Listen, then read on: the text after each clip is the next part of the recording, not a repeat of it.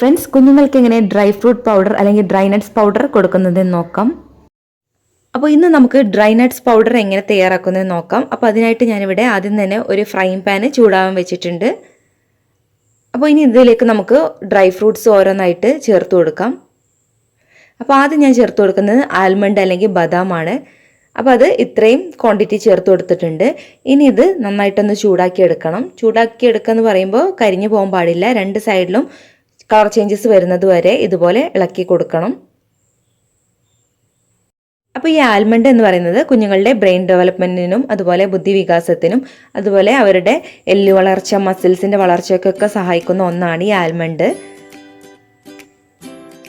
അപ്പോൾ ആൽമണ്ട് ഏകദേശമൊക്കെ ഡ്രൈ റോസ്റ്റായി വന്നിട്ടുണ്ട്. ഇനി ഇതിലേക്ക് ചേർക്കുന്നത് നട്ട്സ് ആണ്, കാഷ്യൂ നട്ട്സ് ആണ് ചേർക്കുന്നത്.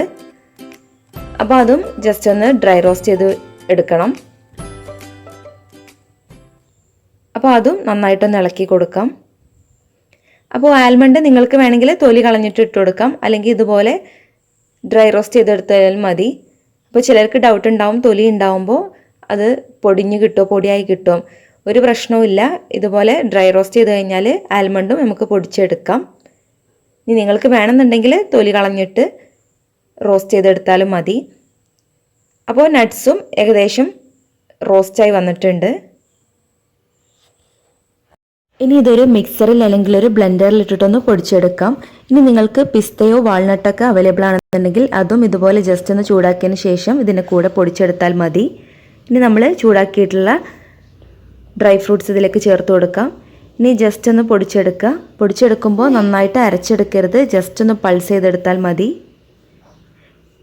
പിന്നെ നിങ്ങൾ ഈ ചാനൽ ഇതുവരെ സബ്സ്ക്രൈബ് ചെയ്തിട്ടില്ലെങ്കിൽ മറക്കാതെ സബ്സ്ക്രൈബ് ചെയ്യുക. കൂടെ ബെല്ലൈക്കണിൽ ഓൾ എന്ന് കൂടെ സെലക്ട് ചെയ്യുക. അപ്പോൾ ഞാൻ അപ്ലോഡ് ചെയ്യുന്ന കൂടുതൽ റെസിപ്പീസും വീഡിയോസും നിങ്ങൾക്ക് കാണാൻ കഴിയും. അപ്പോൾ ഇനി ഇത് ജസ്റ്റ് ഒരു 5 സെക്കൻഡ് ഒന്ന് പൊടിച്ചെടുക്കാം. ജസ്റ്റ് ഒന്ന് പൾസ് ചെയ്തെടുത്താൽ മതി, നന്നായിട്ട് അരച്ചെടുക്കരുത്.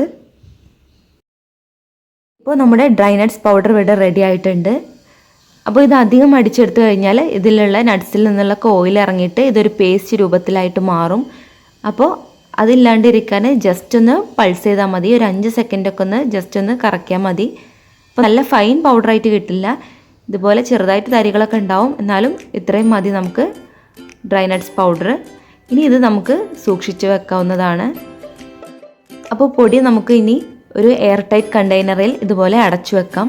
അപ്പോൾ ഇതുപോലെ നമുക്ക് ഇതൊരു 1-2 മാസം നമുക്ക് സൂക്ഷിച്ച് വെക്കാവുന്നതാണ്. അപ്പോൾ ഫ്രിഡ്ജിൽ വെച്ചിട്ട് സൂക്ഷിക്കുന്നതാണ് നല്ലത്. ഇനി ഇത് നമുക്ക് കുറുക്കിൻ്റെ കൂടെയൊക്കെ 1-2 ടേബിൾ സ്പൂൺ ചേർത്ത് കൊടുത്തിട്ട് കുഞ്ഞുങ്ങൾക്ക് കൊടുക്കാവുന്നതാണ്. എല്ലാവരും ഇതൊന്ന് ട്രൈ ചെയ്ത് നോക്കൂ. കൂടുതൽ വീഡിയോസിനായി ചാനൽ സബ്സ്ക്രൈബ് ചെയ്യൂ. താങ്ക്